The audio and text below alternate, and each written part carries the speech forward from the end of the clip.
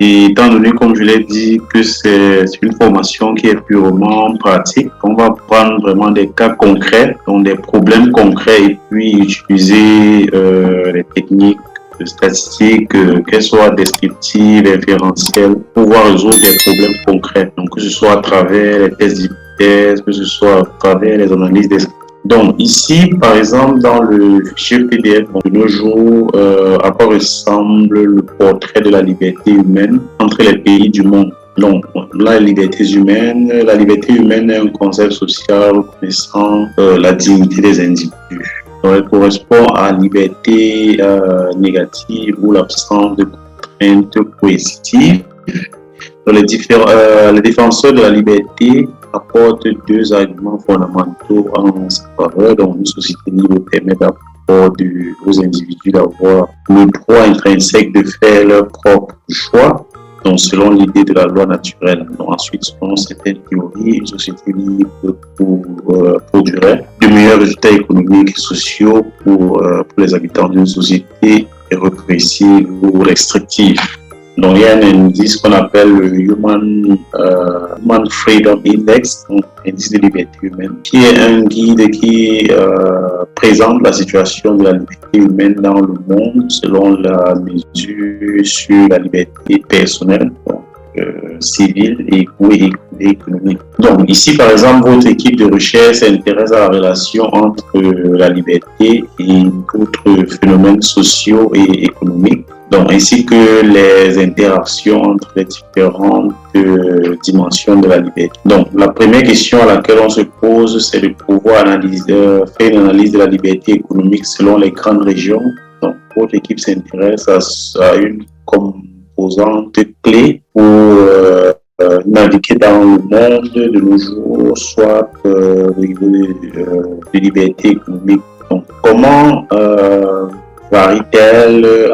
Y a-t-il différentes libertés économiques entre les grandes régions du monde? Donc, on va chercher à répondre à cette question. Donc, il y a une variable dans la base de données. Donc, tout à l'heure, on va aller à la base de données pour regarder, pour constater les différences. Et il y a une variable qui s'appelle grande région 2. Donc, c'est une variable recodée qui regroupe deux régions du monde,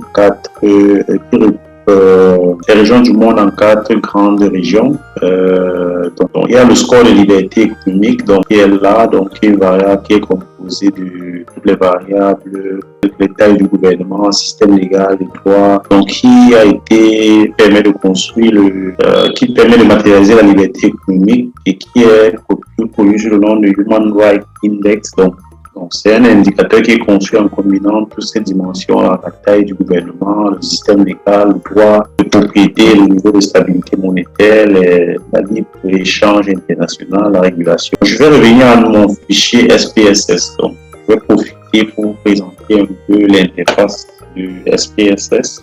On prendre part à la formation économique et technique quantitative, donc il y aura lieu concomitamment en ligne et en présentiel, qui aura au menu trois principaux modules de la conception des questionnaires de mathématiques essentiels pour pouvoir accéder avec comme les saisies sur les dispositifs Android, donc également faire l'analyse des perspectives potentielles, et puis les tests de régression et dans des débats d'économétrie avancée avec le modèle le plus avancé en économétrie sur les séries temporelles, modèle vectoriel, progressive, la correction des modèles de panel, et donc la formation va se dérouler au campus dans le logiciel CS Pro, SPSS et Data IQ. Donc vous pouvez avoir les contacts qui sont là, donc vous pouvez nous contacter soit par WhatsApp ou par email, ou alors par le lien que nous allons mettre en description pour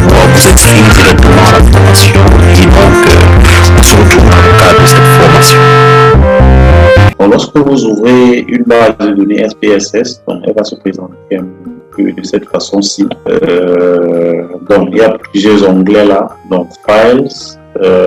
Donc mon SPSS est en anglais, donc je vais peut-être changer la langue, que tout le monde puisse Voilà, donc pour changer la langue, je vais venir ici dans Edit. Donc, en fait, bon, tel que vous voyez, il y a plusieurs onglets là. Il y a l'onglet Fichier, Éditer, Vue, Données, Transformer, Analyse, graphique, Utilité, Extension, voilà, donc ainsi de suite. Donc, je vais d'abord changer la langue. Je vais venir ici dans Edit, puis je vais choisir la option. Donc, plus bas là, donc il y a option, donc je vais cliquer dessus. Donc, option, dans option, je vais venir ici dans langue. Donc, vous voyez que la langue des outputs, c'est le français, donc on peut changer. Donc, il y a également la langue de l'interface, c'est ça qui est en anglais. C'est pour ça que vous voyez les choses s'affichent là en anglais, file, flou et autres là. Donc, je vais changer pour mettre le français. Je vais mettre French. Vous pouvez décider de la langue des sorties logicielles. Donc, lorsque vous avez fait les analyses, donc les résultats vont s'afficher en quelle langue. Donc, si vous avez choisi la langue, donc plus bas là, c'est l'interface. Donc, j'ai mis français, donc je vais cliquer sur OK. Donc, changing the user interface language with the dialog box. Je vais cliquer sur OK. Donc, vous voyez que une fois je clique sur Apply, donc maintenant l'interface est maintenant en français. Donc, vous voyez maintenant la fichier, édition, affichage, données, transformer, analyse, utilité. Donc, il y a également les fichiers tels que données. Donc, on peut faire des transformations sur les données. Donc, on peut les structurer, on peut sélectionner des options.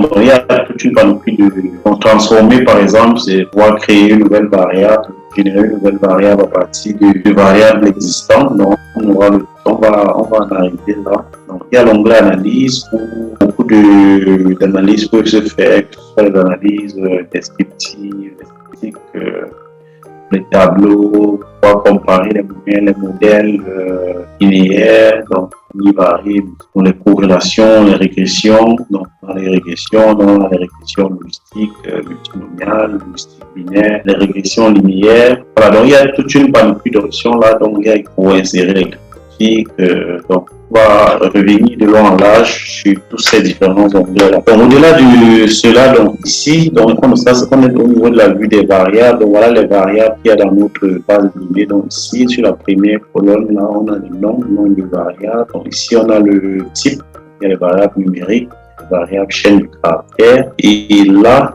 donc, on a majeur de la variable, le nombre de décimales, le libellé de la variable et puis la valeur. Donc, par exemple, cette variable, la variable région, donc ici, par exemple, au niveau de valeur, on a les différentes modalités. Donc, si je clique, par exemple, là, je verrai que, par exemple, la variable région a plusieurs modalités. Il y a Amérique du Nord, il y a Europe occidentale, Océanie, Asie de l'Est, Europe de l'Est, Amérique latine, voilà, il y a tout ça. En Afrique subsaharienne, Moyen-Orient et Afrique du Nord, voilà, il y a tout ça. Donc, il y a également la vue des données là. Donc, si on vient en vue des données là, ce niveau-là, donc on a différentes informations sur les variables. Donc, la première variable qui est le numéro country, donc il y a une variable qui numéro les différents pays. Il y a l'année, une variable qui s'appelle POLISO, le nom du pays, la région.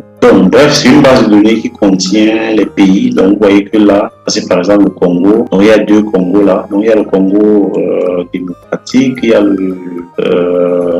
la République du Congo également. Donc, il y a la Corée du Nord, la Gambie, le Yémen, le Canada, et ainsi de suite. Donc, bref, il y a tous les pays du monde et donc ils sont répartis en fonction des différentes régions. Donc les chiffres qui sont là représentent la région. Donc si on revient dans la vue des variables et qu'on vient dans la région, par exemple, vous voyez que le 1 par exemple qu'on a vu là correspond à l'Amérique du Nord, le 2 correspond à Asie, Europe occidentale, Océanie. Mais lorsqu'on vient dans la vue des variables, vous voyez que c'est juste la modalité qui s'affiche là. Donc on a les différentes variables de notre étude qui sont dans la vue des variables. Les données SPSS, on les ouvre avec quel fichier? Est-ce que vous avez un SPSS installé? Pour pouvoir ouvrir, il faut déjà avoir SPSS installé sur l'ordinateur. Et lorsque vous avez un SPSS installé, par exemple, voici le fichier que je... Lorsqu'il va arriver, il va s'afficher sur cette phase tel qu'il s'affiche sur moi. Si vous avez SPSS installé sur votre ordinateur, pour pouvoir l'ouvrir, vous allez juste double-cliquer et vous allez tomber sur ce fichier que je viens de vous présenter, cette base de données, donc qui contient les données sur les individus, donc en fonction des grandes régions dans lesquelles le pays en question se trouve. Donc, il y a la vue des variables, il y a la vue des données. Donc, la vue des variables, vous avez des informations sur toutes les variables, leur nom, leur type, la largeur, le nombre de décimales. Si on a les variables numériques, on a le libellé de la variable, on a la valeur, les variables qualitatives, dont on a les différentes modalités. Amérique du Nord, Europe occidentale, Océanie. Donc, pour pouvoir ouvrir SPSS, il faut déjà que SPSS soit installé. Donc, si SPSS n'est pas installé, lorsqu'on va vous envoyer, ça va s'afficher différemment de cet affichage qu'on a ici. Je ne sais pas s'il y a quelqu'un qui a SPSS qui a pu ouvrir le fichier, qu'il a la même présentation que j'ai là. Oui, moi j'ai pu Scotch. D'accord.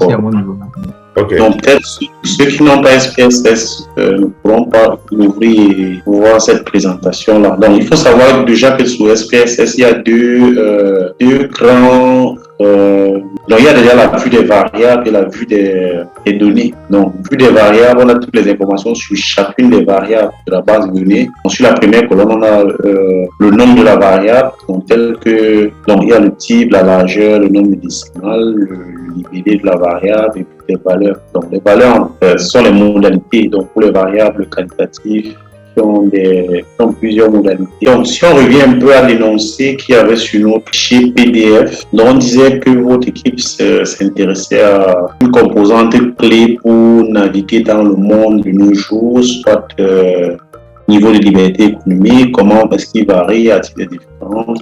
Voilà, donc on va descendre un peu plus bas. Donc, la première question qu'on posait ici, c'était de donner le rôle des variables dépendantes et indépendantes. Bon, en fait, plus on a donné les différentes variables d'intérêt. Donc, il y a d'abord la variable grande région combinée qu'on va utiliser, donc qui s'appelle grande région 2. Donc, dans la base de données, pour pouvoir la retrouver, donc on vient là. Donc, on va descendre plus bas. Donc, je ne sais pas à quel niveau ça se trouve. On peut agrandir grande région 2.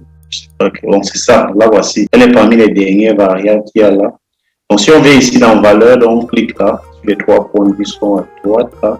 Vous voyez que dans la grande région combinée, il y a Amérique, Europe occidentale et Océanie. Donc, la deuxième région, c'est l'Europe de l'Est et l'Asie centrale. La troisième région, c'est Asie de l'Est et du Sud.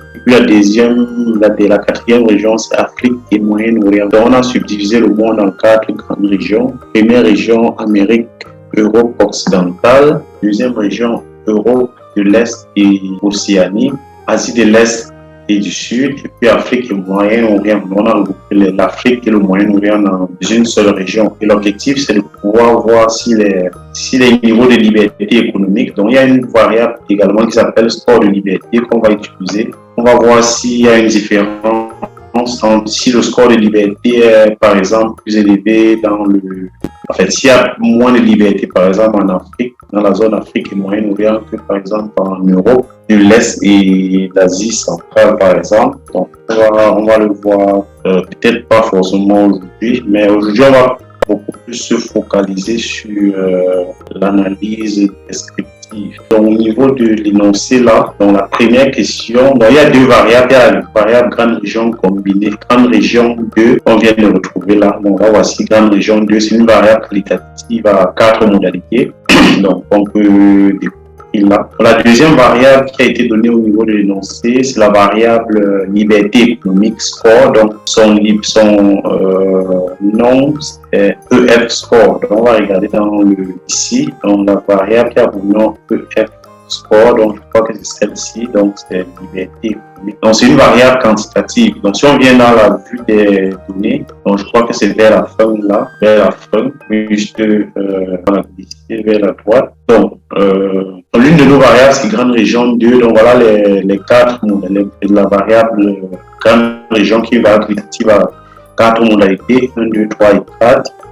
Donc, il y a maintenant notre variable qui permet de capter la liberté économique et aussi vers la fin, donc qui s'appelle EF score, donc là voici, donc qui est une variable quantitative qui permet de capter le score. Donc, plus ça sera élevé, plus ça voudra dire que dans le pays concerné, il y a plus de liberté économique. Donc, c'est un score de liberté qui a été calculé, comme on l'a précisé ici, en combinant plusieurs dimensions. D'abord, je crois que les dimensions qu'ils ont citées là, c'est la taille du gouvernement, le système légal, le droit de propriété, le niveau de stabilité monétaire, la libre-échange international, la régulation des marchés, et puis des entreprises et du crédit. Donc voilà les différentes variables qui ont été utilisées pour construire cet indice de liberté. Et au niveau des questions, il y a des questions qu'on ne peut pas forcément répondre ici. On nous demande de décrire le rôle des variables dépendantes et indépendantes. Bon, on va la laisser pour le moment, on va y revenir plus tard. Donc pour chacune des variables et leur type. Voilà, donc on peut par exemple répondre à la question qui cherche à savoir le type des variables. Donc la première variable qui est la variable grande région, je vais venir dans le vue des variables, qui est la grande région 2, la voici. Donc on a bien vu que c'est une variable qualitative nominale, c'est une variable qualitative, une variable nominale, donc il y a 4 modalités. Donc on peut voir la deuxième variable qui est le ES score, donc liberté économique. Donc, on a vu que c'est une variable quantitative. Donc la variable grande région, c'est une variable qualitative nominale, tandis que la variable score, EF score, donc qui mesure en fait le score de liberté, c'est une variable quantitative. Donc, je ne sais pas si tout le monde comprend la notion de variable quantitative, ou nominale. Donc, ce qui va beaucoup plus nous intéresser, c'est de pouvoir analyser toutes les statistiques descriptives appropriées et les graphiques de distribution pour ces variables. Donc, pour faire pratique, je vais prendre par exemple notre variable qualitative qui est le grande région combinée qui a... ok, monsieur... J'ai constaté que dans les valeurs sont conçues des décimales. Est-ce que cela ne peut pas peut-être causer le problème par la suite dans les analyses? Vous dites que les valeurs sont constituées de quoi? Je n'ai pas bien suivi. Des décimales. Je vois que les valeurs sont... Oui, bon. Bon, c'est pas un problème. C'est juste parce que dès le départ, donc ici, lorsqu'on définissait la valeur, vous avez vu qu'on a mis 2 décimales après la virgule. Bon, ce sont les chiffres 1, 2, 3.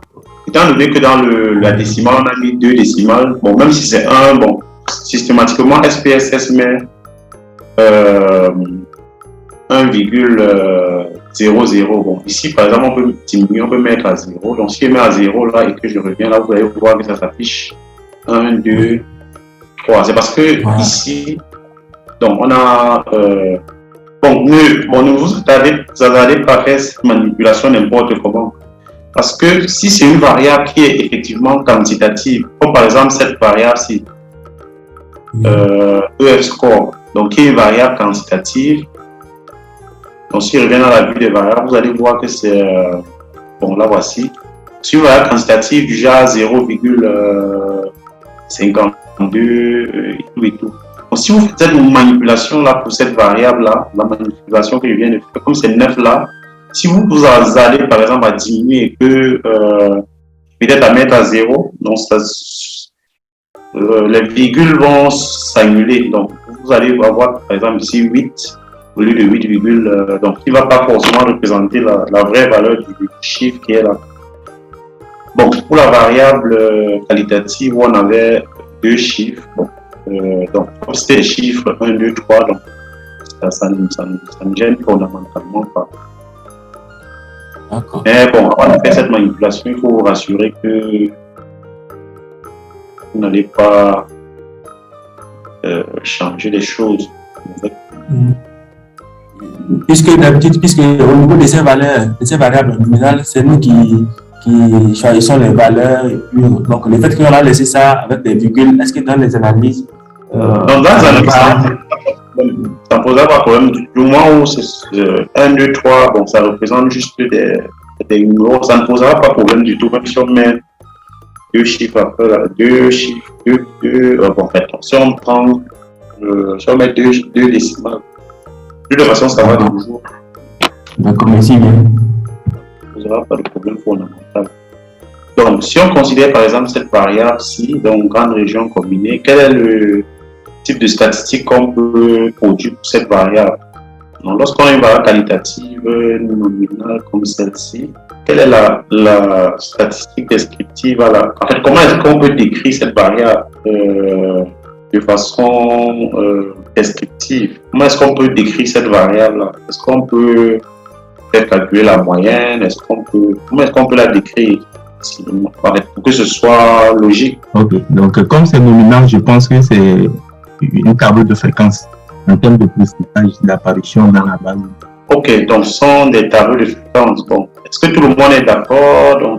Est-ce que quelqu'un a une autre proposition? Donc, si vous avez une question, vous pouvez interrompre, il n'y a pas de souci. Il n'y a pas de souci. Même sans lever la main, vous pouvez juste activer votre micro.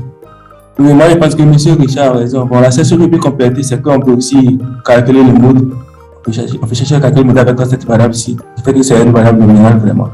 La fréquence et le mode. Le mode, à titre de rappel, le mode en général a plus de. Oui, le mode, la modalité qui a la plus grande fréquence. Bon, de toute façon, à travers le tableau de fréquence, on saura quel est le mode. D'accord, ok. Donc, comment est-ce qu'on fait une analyse de fréquence sur SPSS? Est-ce que quelqu'un a une idée de comment est-ce que ça se passe? Moi, je pense qu'il faut aller sur l'option analyse au niveau de la barre de. Voilà, donc on va choisir dans l'option analyse et statistiques descriptives. Statistiques descriptives. Voilà. Et fréquence.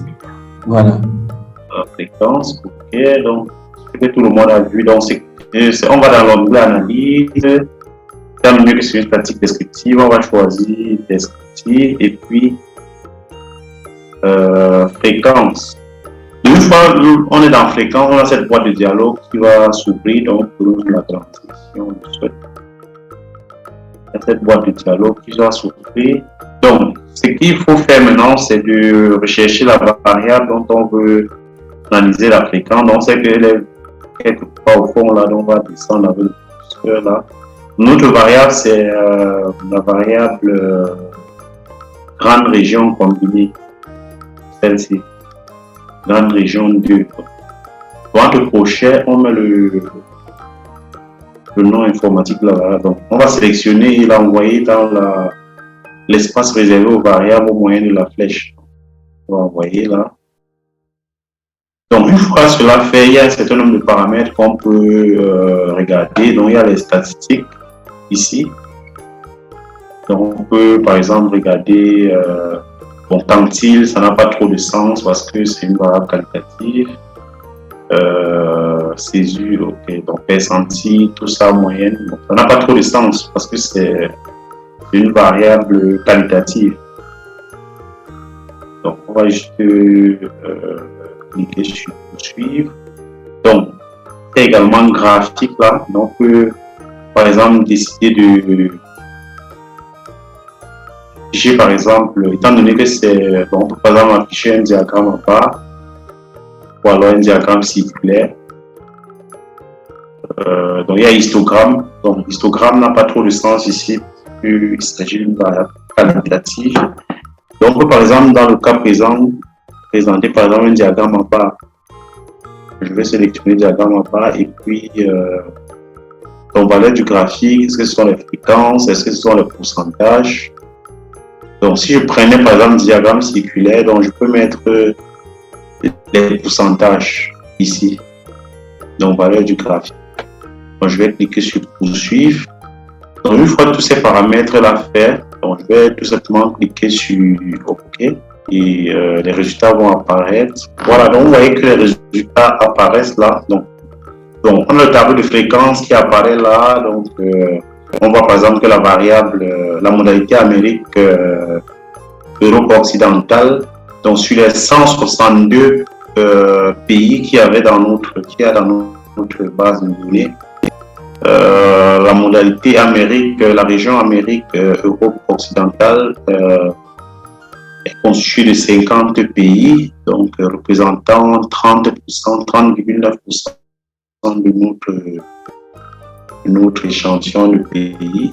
tandis que l'Europe de l'Est et l'Asie du Centre est constituée de 28 pays, donc soit 17,3%. Donc Asie de l'Est et du Sud, donc 23 pays, donc représentant 15%. Donc la région la plus représentée, c'est Afrique et Moyen-Orient, avec 61 pays, donc 37,7%. Donc ici, on a maintenant notre diagramme circulaire qui représente les différentes régions. Donc la limite un peu avec les camemberts sous SPSS que donc on ne peut pas directement afficher les pourcentages sur le diagramme circulaire. Donc on peut également tout à l'heure, donc si on revient dans l'analyse, statistiques descriptives et puis fréquences. Donc tout à l'heure, lorsqu'on était dans graphique, on pouvait également choisir ici par exemple graphique pas, donc pour suivre, ok. Donc tout à l'heure, au lieu d'afficher le diagramme circulaire comme ça sera plutôt le diagramme à part, donc du tableau qui est déjà là. Donc vous voyez qu'il y a ce diagramme à part qui représente un peu, qui donne un peu, qui permet de voir que la région d'Afrique et Moyen-Orient est la plus représentée, représentée dans le représentatif, donc suivi de l'Amérique, région Amérique et Europe occidentale et Océanie. Ensuite, la région Europe de l'Est et Asie centrale. Donc, la région la moins représentée ici, c'est l'Asie de l'Est et du Sud. Donc, on a les tableaux de fréquence. Bon, les tableaux de fréquence tels qu'ils se présentent ici sur SPSS, donc, on peut les copier, on peut copier comme ça. Le coach, moi j'ai deux questions là. Oui. Par rapport au manquant là au manquant là 0. Au manquant 0, ça veut dire que par rapport aux enquêtés ou aux questions posées aux enquêtés, ça c'est le nombre de réponses valides. Les 162 c'est le nombre de réponses valides par rapport à la variable, c'est bien ça? Oui, par rapport à la variable grande région. Grande région. Donc ça veut dire que tout le monde a répondu. Oui. Bon, en fait, ce sont les pays. Bon, c'est pas des indices en tant que tel, mais bon, ce sont les données sur les pays. Okay. Donc, chaque pays représente un individu. Oui, on a sur le pays, on a le score de liberté, on a un certain nombre d'informations sur le pays. Mais bon, il n'y a pas de valeur manquante en fait. Si on avait par exemple 10 valeurs manquantes, bon là, c'était quoi d'autre les autres? Mais est-ce qu'il y a une limite par rapport au manquant? Par exemple, supposons que c'était une autre variable et qu'on trouve un manquant de 10 comme ça. Un manquant de 10, ça veut dire qu'il y a 10 individus qui n'ont pas répondu, par exemple, au questionnaire là, et on trouve un manquant de 10 par rapport à ça. Est-ce que là, il y a des limites par rapport au nombre de manquants qui peut mettre même en péril un peu l'analyse? Oui, mais en fait, lorsqu'il y a beaucoup de valeurs manquantes, bien évidemment, ça peut poser problème. Donc, mais il n'y a pas de limite définie. En général, lorsqu'on a peut-être une variable, plus de 37% de valeurs manquantes, bon, ça peut aussi dépendre même de la taille aussi même de l'échantillon. Bon, lorsqu'on a déjà un très grand échantillon, parfois le fait qu'il y ait des valeurs manquantes ne pose pas forcément un grand problème. Mais lorsqu'on a une petite taille d'échantillon, et qu'on a des valeurs manquantes, ça peut poser vraiment problème. Mais en général, lorsqu'on a déjà dans les moins de 30% de valeurs manquantes, on peut peut-être accepter. Mais bon, effectivement, il y a également des techniques qui peuvent permettre de remplacer les manquants. Et de faire l'imputation des valeurs manquantes. Peut-être on ne va pas trop en parler ici, mais bon, on peut par exemple imputer les valeurs manquantes. Une moyenne quoi pour le remplacer, c'est bien ça? Oui. Donc il y a beaucoup de techniques qui existent. Mais bon, ici le plus important, l'objectif ici c'est beaucoup plus de vous montrer donc comment est-ce qu'on peut faire les analyses, les interpréter. Donc, quelle est l'analyse la plus appropriée en fonction de la situation dans laquelle on se trouve? Donc là, par exemple, on a vu que, étant donné qu'on a une variable qualitative, donc il serait intéressant de faire un tableau de fréquence. Et dans par exemple des graphiques comme celui-ci, diagramme à barre, diagramme circulaire et autres. Donc, ce que je voulais ajouter, c'est que, par exemple, ces tableaux-ci, vous pouvez directement les copier et coller par exemple dans un fichier Word et être interprété après. Ou alors, vous pouvez décider de monter vous-même vos propres tableaux et coller les résultats qu'il y a là. Mais vous pouvez directement copier et le coller, par exemple, dans un rapport Word. Pareil pour le graphique, vous pouvez le copier là, coller directement sur Word. Moi, j'ai une question encore que vous avez expliqué, mais j'ai besoin d'un petit éclaircissement.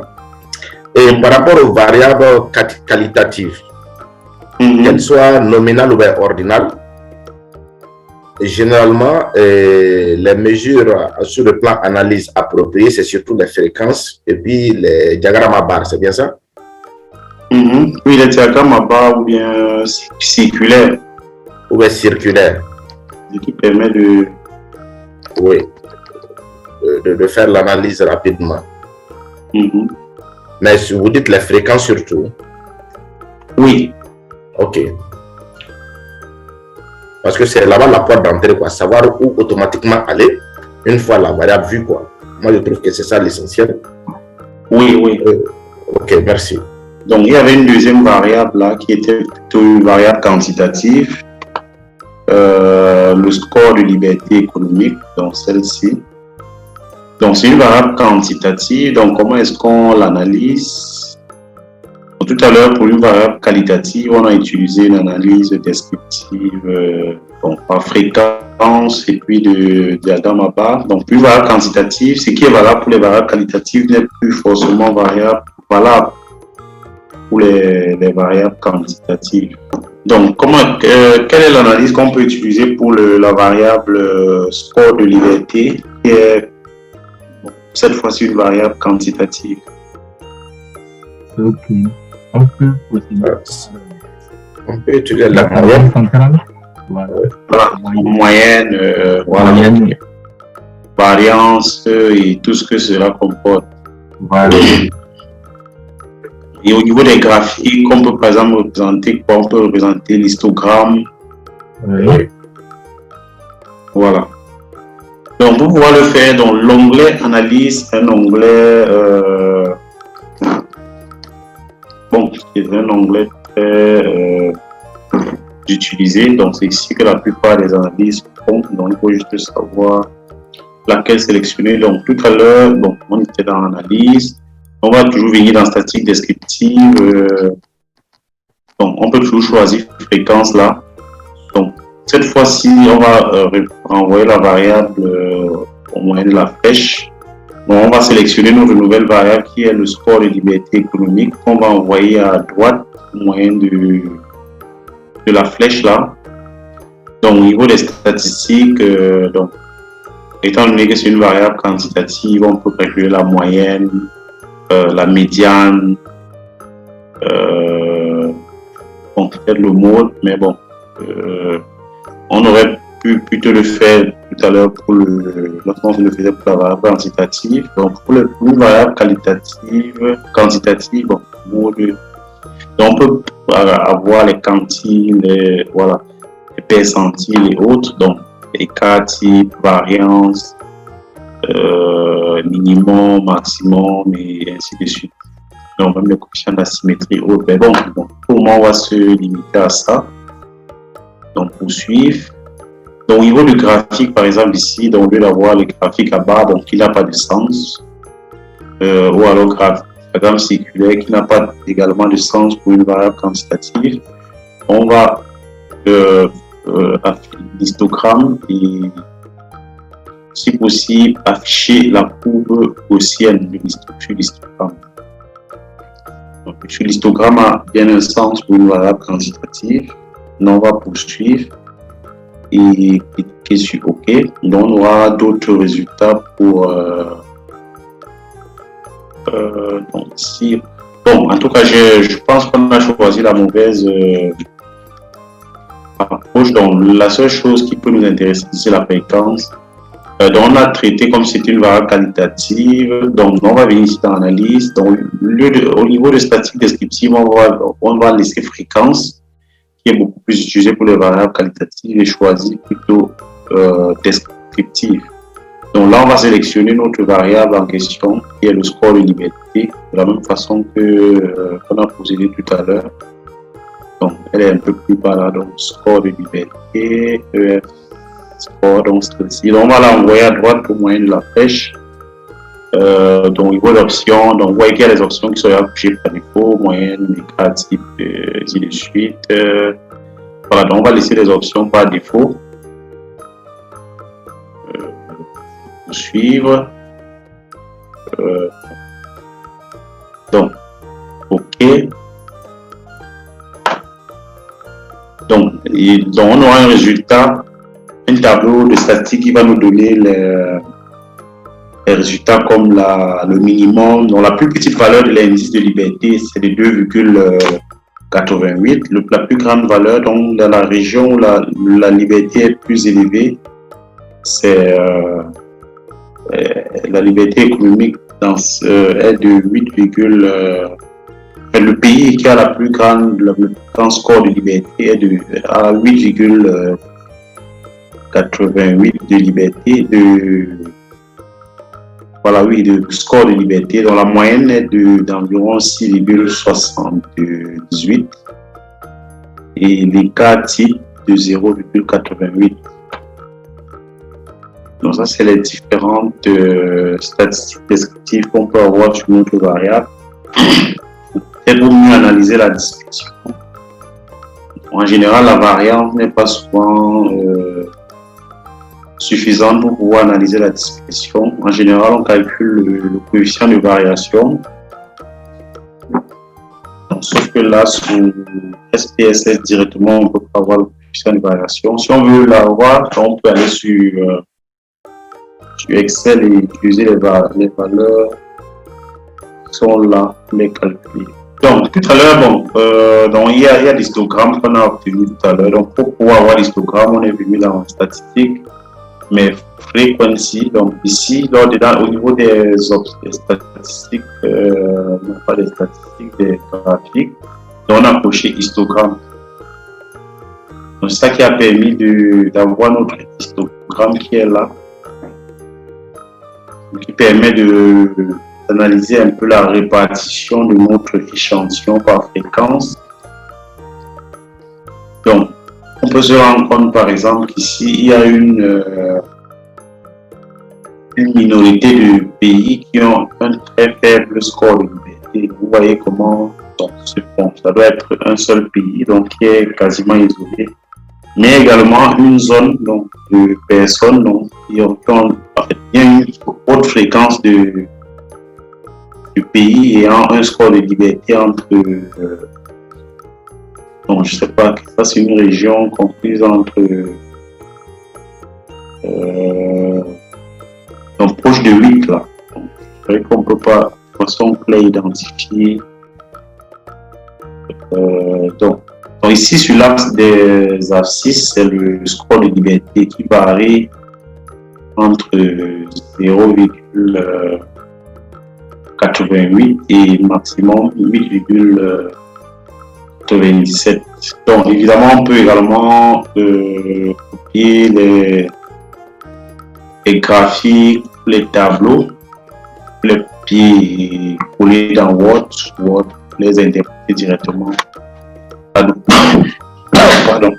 On peut les coller directement dans Word, à défaut de monter nous-mêmes nos propres tableaux et puis de les interpréter directement là. Dans la statistique descriptive, c'est un peu ça. Donc, en fonction du type de variable, on peut soit décider de faire un tableau de fréquence en un clic, ou alors de faire un tableau où on résume les statistiques comme le minimum, maximum, moyenne. Et quand type variance, il s'agit d'une variable quantitative. Donc, en fonction du type de variable qu'on veut analyser, on va choisir le type de statistique descriptive à faire. Donc, pour que cela soit cohérent. Ok, coach. Oui. Est-ce que ici, là, vous pouvez interpréter le quartier là? Le graphique. Oui. Oui, l'écart type là, est-ce que vous pouvez nous donner une interprétation un peu simple? Oh, ok. Donc, en fait, c'est vrai que l'écart type représente un peu l'écart moyen, en fait, la distance moyenne qui sépare les individus de l'individu moyen. La moyenne ici est d'environ 6,18. Donc, lorsqu'on a un écart type de 0,88, ça veut dire que l'écart qui sépare en moyenne les individus de la moyenne est de 0,8. Donc, ça veut dire qu'en réalité, les individus ne sont pas très éloignés de la moyenne de façon générale.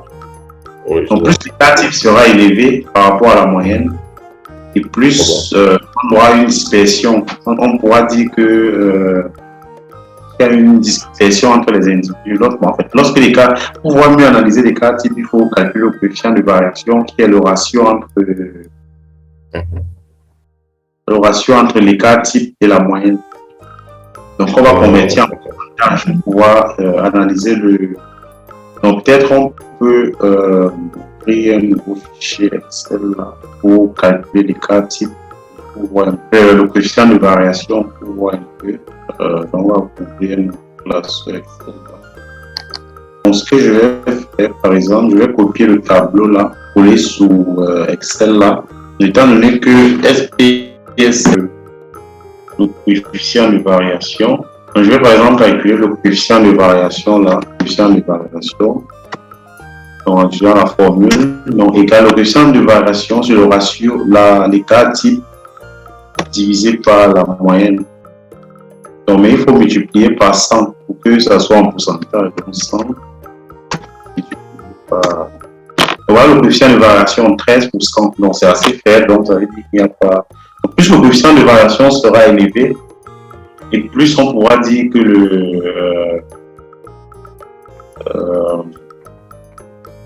il y a une hétérogénéité. Il y a une dispersion. On est de plus en plus proche de la moyenne.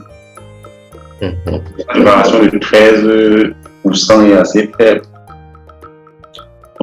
Il arrive parfois qu'on ait des coefficients de variation qui sont de l'ordre de plus de 100%. Là, vraiment, ça voudra dire qu'il y a une très grande dispersion. En fait, les individus sont de plus en plus distants de la moyenne. Oui, lorsqu'on regarde même l'histogramme, là, on voit que donc, il y a quand même, lorsqu'on regarde la moyenne est quelque part là à 6, donc quelque part au milieu là. Donc, les individus sont quand même un peu regroupés autour de la moyenne. Oui. Donc, il y a quelques exceptions là qui, comme par exemple cet individu qui a ou alors je ne sais pas si c'est un seul ou plusieurs, mais c'est des individus qui s'écartent considérablement de la moyenne. Mais bon, en général, les individus sont quand même assez regroupés autour de la moyenne, tel que l'histogramme le présente là. Ok. S'il vous plaît, est-ce qu'il y a, par rapport au coefficient de variation, il n'y a pas une limite, n'est-ce pas? Il y a une limite? Il n'y a pas une limite. Mais bon, en général, lorsqu'on a un coefficient de variation qui est inférieur à 30%, donc on pourra. Donc, plus il sera élevé de toutes les façons, plus on pourra. Donc, on aura. La distance est élevée. Ok. Oui. Très bien compris, merci. Mais quoi, une dernière question, si possible. Oui. Dans SPSS, là, par rapport aux variables quantitatives, là où on met les valeurs, là, au niveau des valeurs, là, on met aucun. On met aucun. Mais pour les variables qualitatives, il y a des modalités qui sont là. Maintenant, qu'est-ce que signifie ce aucun là? Ok. D'accord, aucun, ça signifie qu'il n'y a pas de modalité. Bon, en général, c'est pour des variables quantitatives. En fait, valeurs, ça sont des valeurs. Par exemple, ici, la variable grande région a plusieurs valeurs. Donc, 1, 2, 3, 4. Lorsqu'on met aucun, en général, ça veut dire que, a priori, il n'y a pas de valeur prédéfinie. Donc, en général, ça s'affiche comme ça pour des variables, soit pour les variables quantitatives, ou alors des variables qualitatives nominales, par exemple. Comment dirais-je, donc nominal, pas ordinal, comme c'est le cas ici, par exemple. Donc il n'y a pas de valeur a priori. Oui, mais est-ce qu'au niveau de, pardon, ici, par exemple, ici, grande région, là c'est une variable qualitative nominale. Nominal, oui. C'est bien ça? Oui. C'est nominal parce qu'il n'y a pas d'ordre, quoi. Oui, il n'y a pas d'ordre. N'est-ce pas? Maintenant, par rapport au cas, la législation de hauteur au niveau des valeurs, là, ça c'est pour les variables quantitatives. Bon, pas forcément les variables quantitatives. Bon, il y a des variables, même pour les variables qualitatives. Les variables qui ont une valeur, qui ont un type alphanumérique. Par exemple, les questions ouvertes. Déjà, on a posé la question et puis chacun devait écrire. Donc là, également, vous allez voir aucun ici. Ok. Mais ici, vous allez voir les valeurs seulement pour les variables quantitatives, qualitatives, nominales. Qui ont plusieurs modalités comme ça. Ok, mais et si c'est des variables quantitatives continues, par exemple? Non, là, vous allez voir aucun. Comme par exemple, pour le cas du score. Donc, vous avez par exemple pour la variable score de liberté. Donc, comment est-ce que ça s'appelait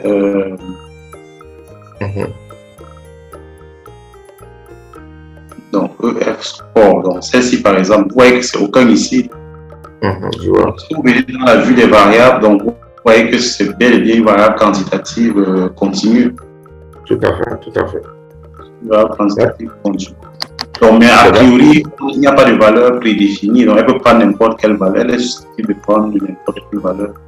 Mais lorsqu'elle est quantitative, avec des modalités bien précises, donc vous allez voir.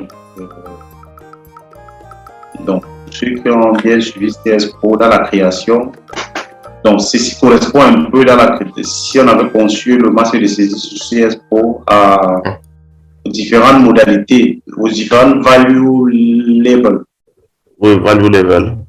Oui, value label de la variable qu'on avait prédéfinie dès le départ. Dans prendre part à la formation en économétrie et technique quantitative, donc il y aura lieu concomitamment en ligne et en présentiel, qui aura au menu trois principaux modules de la conception des questionnaires de masse de saisie en CS pour pouvoir exécution avec pour les saisies sur les dispositifs Android, donc également faire de l'analyse descriptive et inferentielle, et puis les tests de régression et dans des par l'économétrie avancée avec le modèle le plus avancé à l'économétrie sur les séries temporelles, modèle vectoriel, progressive, la correction d'erreurs, modèle de panel et donc la formation va se dérouler comme juste dans le logiciel CS Pro, SPSS, Hertz, Tata IQ, donc vous pouvez avoir les contacts qui sont là, donc vous pouvez nous contacter soit par WhatsApp ou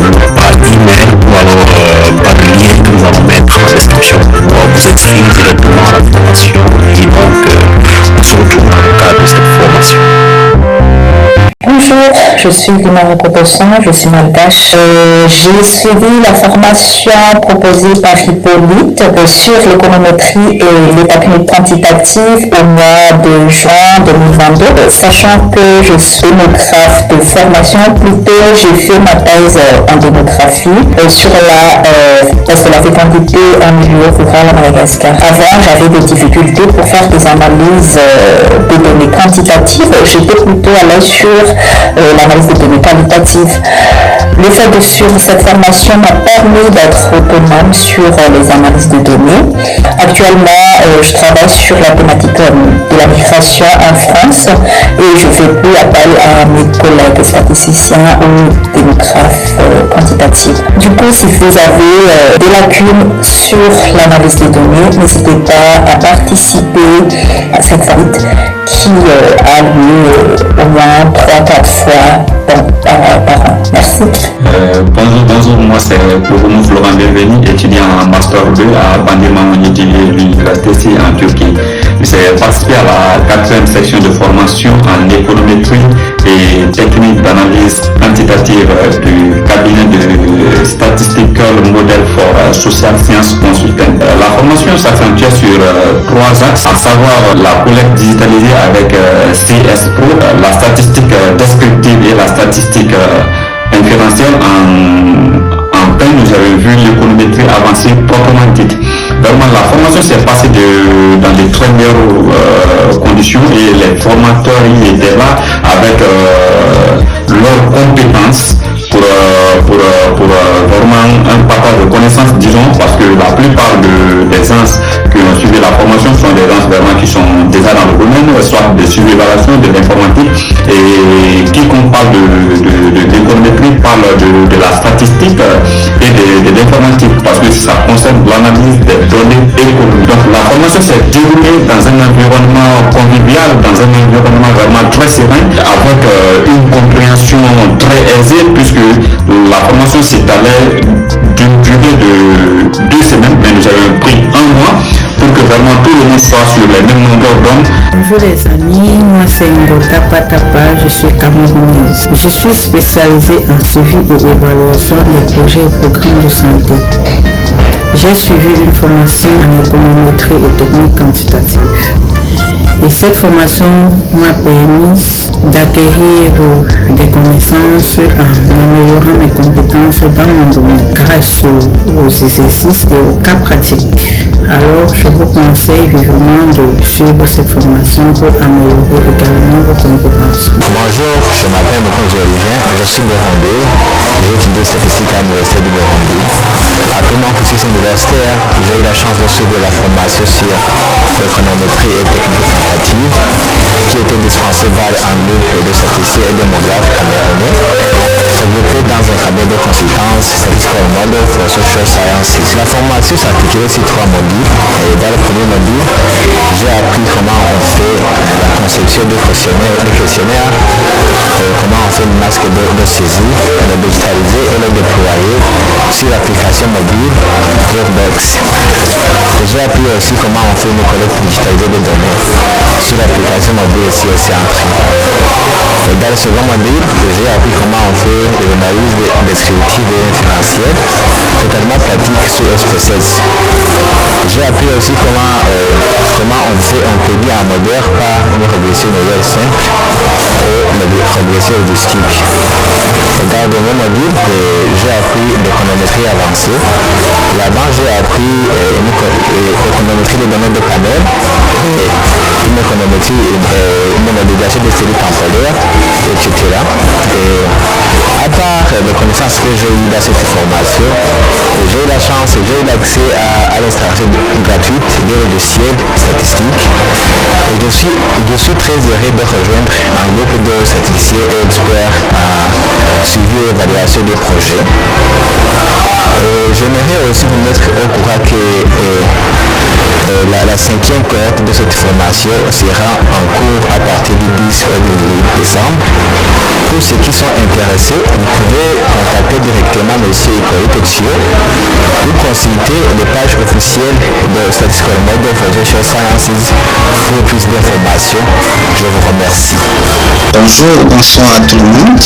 Moi c'est Moïse Vetombo, je suis anthropologue qui vous parle depuis le Cameroun. J'ai participé à la formation en économétrie, session de septembre 2022, au terme de laquelle j'ai acquis beaucoup de compétences, notamment comment générer un dictionnaire de saisie dans CS Pro. On peut également générer un masque de saisie, créer la programmation, transférer le masque de saisie sur un support numérique via Dropbox. On peut également faire des analyses descriptives en associant des variables différentes sur SPSS et faire aussi quelques interprétations. Donc, fort de tout ceci, j'exhorte vraiment les promoteurs d'aller de l'avant en renouvelant de telles initiatives. Merci beaucoup. Bonjour, je suis Djibril Ayaouba, je travaille dans un projet de santé. Alors, j'ai suivi une formation en économétrie et analyse quantitative de données par SMSSC. Et la formation a été faite en ligne de façon synchrone et asynchrone. Durant la formation, nous nous sommes familiarisés avec le logiciel Excel, SPSS, Stata et eView. Nous avons fait des exercices en groupe avec des projets. Et je vous assure, aujourd'hui, j'utilise de façon aisée et autonome tous ces logiciels pour présenter mes données, analyser mes données, collectées sur le terrain. Et à la fin, nous avons obtenu un certificat de fin de formation. Bonjour, les amis, je me nomme Cheikh Martouré, je suis malien, économiste de formation. Je suis spécialisé dans les suivi et évaluation de projets et programmes de développement. J'ai suivi la formation en économétrie et technique quantitative avec la structure de cette SSE. Donc, cette formation m'a vraiment permis d'acquérir des compétences dans le cadre de mon travail, surtout en améliorant ma performance professionnelle. À l'université, j'ai acquis les notions théoriques en technique quantitative, les statistiques et économétrie, les modélisations. Et c'est avec cette formation, plus précisément, que j'ai parvenu à l'utiliser réellement dans le cadre de mon travail, avec des pratiques, des exercices, des simulations, des cas pratiques. Donc je conseille vivement à toute personne qui désire suivre cette formation de s'adresser à M. Hippolyte pour lui donner des conseils, des directives et aussi des solutions aux problèmes quotidiens qu'on rencontre plus souvent dans l'analyse des données statistiques. Merci.